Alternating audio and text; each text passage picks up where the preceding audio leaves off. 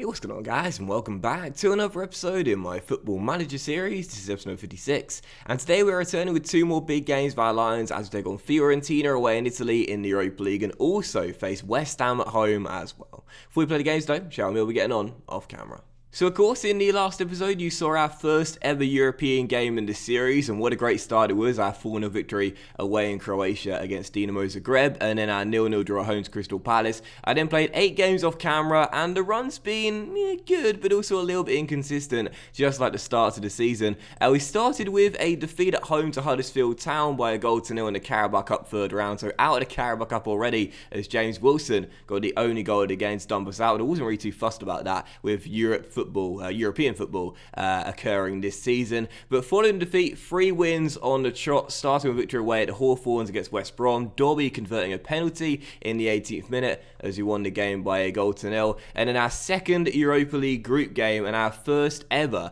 Europa League group game at the Den in the series as we took on Rostov, the Russian side, and won by 3-0. Julian Benker giving us the lead just before half-time. And in the second half, not much going on, but with 4 minutes to go, Abdul Kadir made it 2-0, and then in stoppage time, what a shocker, he came off the bench, he was on the pitch, so of course he had to score. John Black getting his second goal in 2 in the Europa League, making it 3-0 and wrapping up the points. And another win followed after that, a 2-0 victory at home to Middlesbrough as well. Marek Kuchar scoring our first goal, a lovely goal as well this one, great control and a sweet strike in off the underside of the crossbar. And then Louise scored a free kick, a rare free kick, to make it 2-0, 22 minutes full time to give us the 3 points. But our final 4 games, very inconsistent. Starting with 1-1 draw away at New White Hart Lane. Marek made it 1-0 to our 17 minutes to go. Looking like we were going to go on for 4 wins on the trot, but 3 minutes later, Spurs cancelled it out and managed to get themselves a point in this game in a decent enough 1-1 draw, I suppose.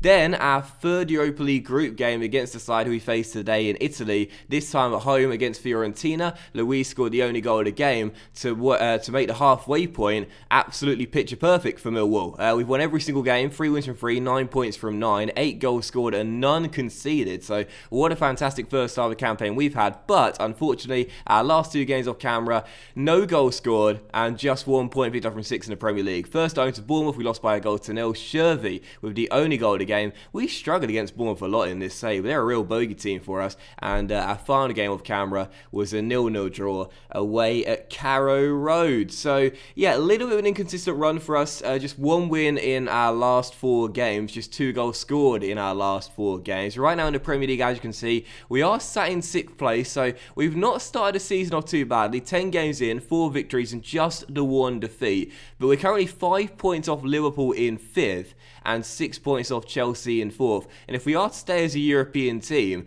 then I doubt it's going to be, well, it stretched to 8th last season, didn't it, due to Liverpool missing out on the Champions League due to financial reasons. I doubt the Europa League place will go any further than 6th at the best. So we need to make sure we turn this inconsistent start into a much better start. We need to pick up wins on the regular if we are to stay in the European places. But as for the Europa League group, well, obviously I just told you there, we won our first 3 games. It's been an amazing start, much better than I would have predicted, and that's why right now we are top, and just 1 win in our final 3 games. All we need, just 1 win in our final 3 games, will confirm a place in the knockout stages, so we can do it today, and let's hope we do. But just before we get into the game, one thing to report, we have seen once again another takeover bid. As you can see, consortium targets Millwall takeover, and due to that, the Millwall board have placed an embargo upon transfers as a result of the rumours regarding possible takeover. Thankfully, does mean that right now it's happening outside of a transfer window when we've got no plans to make any signings. However, this is the second takeover we've had rumoured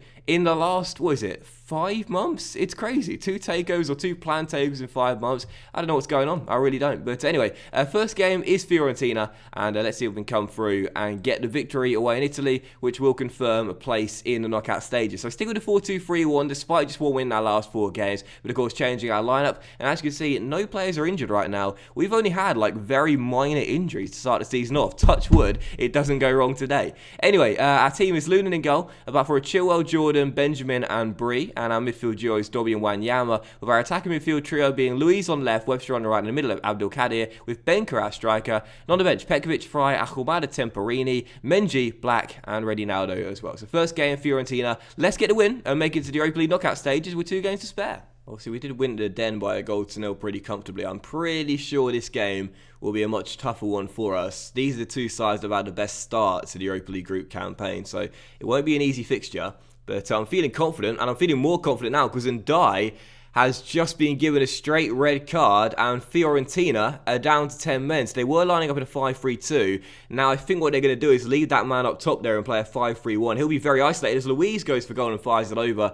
And already our hosts are down to 10 men. You know, if we fail to qualify for the knockout stages now, it will be the biggest choke ever. We could not be in a better position. And a corner for the Lions, 31 minutes in. Abdelkader takes it, and it dropped to Jordan, who showed us why he's a centre-back and not a striker. That was on his weaker right foot, or so it appeared. But from about 5 yards out, he somehow blasted it way wide the post and failed to hit the target. Wow, that should have been 1-0, or at least a shot hitting the target there from Jordan. But instead, still 0-0. And as Rostov go a goal up at home to Dinamo Zagreb, I'm not sure if I'll take the point in this game or not. We'd still have 2 more games to go. We wouldn't officially be qualified if that result stays how it is right there. But I mean, it's the toughest game of the 3 remaining, so I guess I wouldn't be against it. But 0-0 at half-time. We do have the man advantage, though.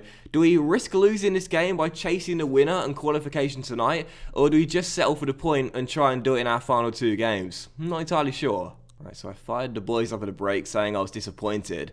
It's still 0-0, and despite us having the man advantage, Fiorentina are having more of the ball. Rostov are now 2 goals up in Russia. And, you know, I think this would actually be a pretty disappointing result for us. It will mean that Rostov and Fiorentina both have 5 points. Dinamo Zagreb will be all but out at this stage. But we will blow our chance to qualify. And with 2 games to come, and that Rostov game away from home as well, which could be very difficult indeed, this will be a disappointing slip-up as Bree crosses to Benka. There is the first goal just before the hour mark. And this goal will see us qualify for knockout stages if the scoreline remains the same. James Bree with a wonderful cross down the right hand side. We gave him a new contract last season. It now expires in 2029. And he may be a backup right back now for Ranieri, the new boy. But he's still very valuable. Great cross. Benka finishes. Our top scorer now in Europe with 3 and 3. 1-0 Millwall. It's actually 3 and 4 for Benka, my mistake. But as things stand with 17 minutes to go, this result will see us qualify for those knockout stages. And what a big bonus that will be. With 2 games to spare, we've already done it. And I don't want to jinx things, but it's also worth pointing out we haven't conceded a single goal in Europe so far. We spent a lot of money on Benjamin, and we've improved our defence heading to the new season. And it's working out perfectly right now. So let's take off Dobby for the young kid Temperini. And we're almost there.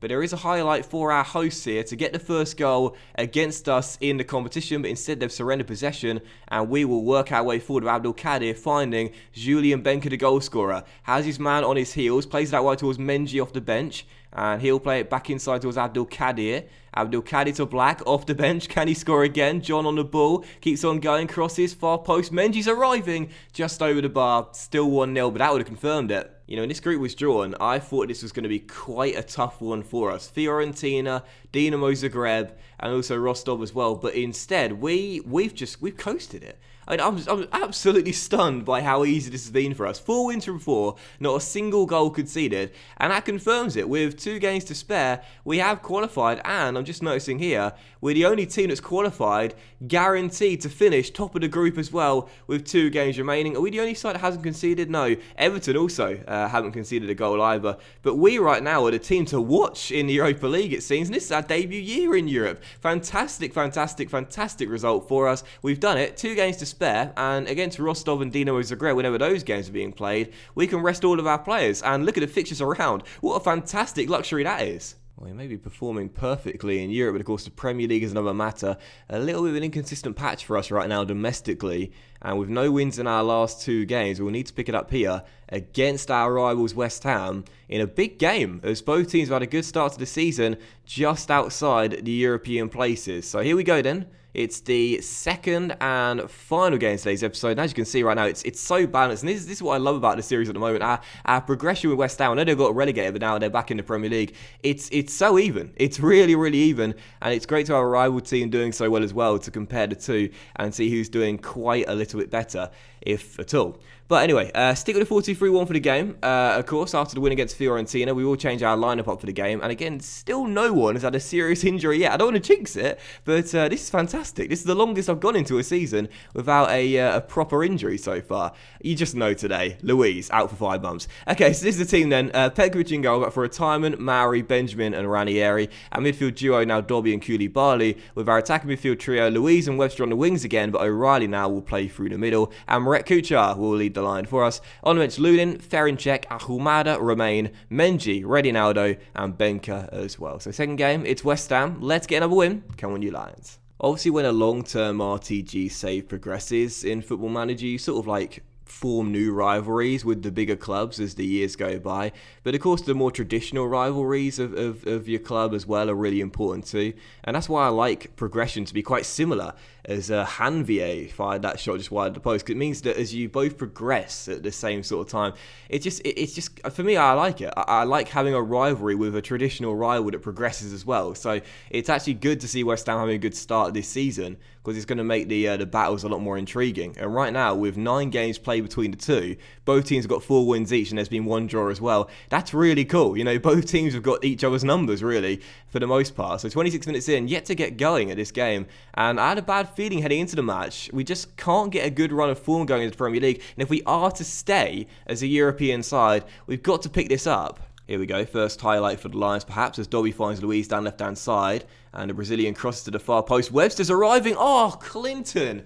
He's added goals to his game over the past couple of years, and that should have been his first of the afternoon. Fires it wide, and West Ham have a chance themselves. Nuno Santos to Villalba, back towards Stengs, down his left-hand side, dinks one in, and off the post from the number 9, and cleared away by Luis. 2 golden chances for either side. Webster should have at least hit the target, and then West Ham hitting the post as it's still 0-0. So a fiery end to the first half, but no goals so far. Would I take the point in the clean sheet? Well, to be honest, I wouldn't be against it. We're just not playing well in the league at the moment. Fired the boys up at the break as we're still tied at 0-0. Marek is such a streaky goal scorer. You know, sometimes he scores like, 3 goals in 4 games, and then there are other times where he goes like 6 or 7 games without finding the back of the net. But we're keeping the captain on for the time being with Redinaldo and Benka on the bench, because I do believe he'll come good. And maybe right now, as O'Reilly actually got on the end of that cross from Luis, but heads it over the bar. Still 0-0. If we get a good chance of that again, we've got to take it, because I can see West Ham grabbing this game right at the death and getting the 3 points. Free kick for the Lions. Luis takes it, floats it in. O'Reilly is there and heads it just over the bar. He's such a threat in the air at 6'3".